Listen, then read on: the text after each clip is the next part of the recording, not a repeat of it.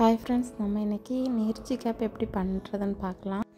அதுக்கு நான் இப்போது ஒரு ஃபுல் சைஸ் சார்ட் பேப்பரை ஹாஃபாக கட் பண்ணி அதை எடுத்திருக்கேன். அதை ரெண்டாக இது மாதிரி ஃபோல்ட் பண்ணிக்கலாம். ஃபோல்ட் பண்ண அப்புறமா நல்லா தேய்ச்சி விட்டுக்கலாம்.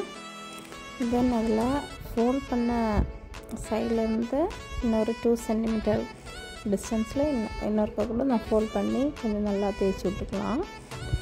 அதுக்கப்புறம் அந்த சென்டர் போர்ஷனை இன்சைட் வர மாதிரி இது மாதிரி ஃபோல்ட் பண்ணி எடுத்துக்கலாம்.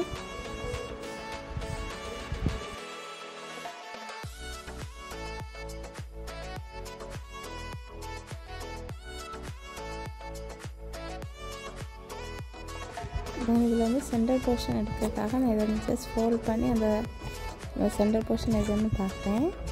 இது மாதிரி நீங்களும் பார்த்துக்கலாம். பார்த்துட்டு இந்த மடங்கியிருக்கணும் இந்த சைடை வந்து இது மாதிரி ட்ரையாங்கிள் ஷேப்பில் வந்து நீங்கள் அதை மடித்து எடுத்துக்கோங்க. அப்படி எல்லா சைடுமே மடித்து எடுத்துக்கணும்.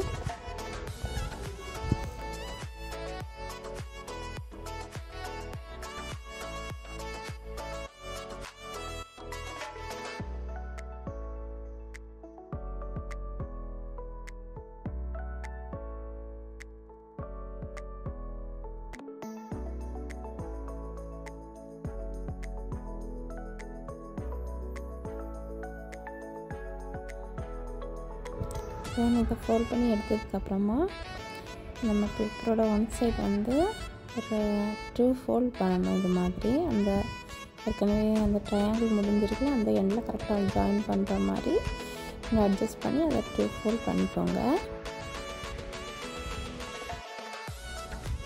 தென் நெக்ஸ்ட் சைடும் ஃபோல்ட் பண்ணுறதுக்கு முன்னாடி நீங்கள் இந்த சைடில் வந்து இது மாதிரி பெண்ட் பண்ணி எடுத்துக்கோங்க. இது எதுக்காகனா நம்ம பிள்ளைங்களோட அந்த ஃப்ரண்ட்டு பேக் பொசிஷனோட ஹைட்டு கொஞ்சம் நல்லா பெருசாக வேணாலும் நீங்கள் இதோட குட்டியாக ஃபோல்ட் பண்ணி எடுத்துக்கோங்க. நான் இது வந்து ப்ரீகேஜி பையனுக்காக பண்ணுறேன். ஸோ கொஞ்சம் பெருசாக எடுக்கிறேன். இதோட குட்டியாக கூட நீங்கள் பண்ணிக்கலாம். சேம் அதே மாதிரி இதுக்கு முன்னாடி பண்ணாலும் அதே மாதிரி ஃபோல்ட் பண்ணி ஃபஸ்ட்டு நல்லா ஃபோல்ட் பண்ணி கரெக்டாக வச்சுக்கோங்க. வச்சப்புறமா அதில் அந்த எக்ஸ்ட்ரா அந்த பேப்பருக்கும் இதை வந்து நம்ம ஃபோல்ட் பண்ணதுக்குள்ளே மடித்து விட்டுக்கலாம். அவ்வளோதான், முடிஞ்சிடுச்சு. இனி இது கொஞ்சம் கூட செக்யூராக இருக்கிறதுக்காக நான் வந்து இந்த இப்போ நம்ம மடித்து விட்டோம்ல லாஸ்ட்டாக ஃபைனலாக இந்த இதில் வந்து ஸ்டாப்லர் பின் பண்ணிக்கலாம். பட் கொஞ்சம் கூட டைட்டாக கரெக்டாக இருக்கும், சிக்கன் எல்லாம் ஆகாது. ஸோ இது மாதிரி 2 ஸ்டாப்லர் பின் பண்ணிக்கோங்க. அப்புறமா இது மாதிரி ஓப்பன் பண்ணி நீங்கள் பார்த்தீங்கன்னா நம்ம நேர்ச்சி கேப் வந்து ரெடி ஆயிரும். இது நீங்கள் A4 ஷீட்டில் பண்ணிங்கன்னா ரொம்ப தின்னாகவும் இருக்கும். அப்புறம் சைஸும் வந்து கொஞ்சம் கம்மியாக இருக்கும். அப்போ பிள்ளைங்க வந்து ஜஸ்ட்டு கேப்பை தலையில் வச்சுட்டு பிடிச்சிட்டே இருக்க மாதிரி இருக்கும்.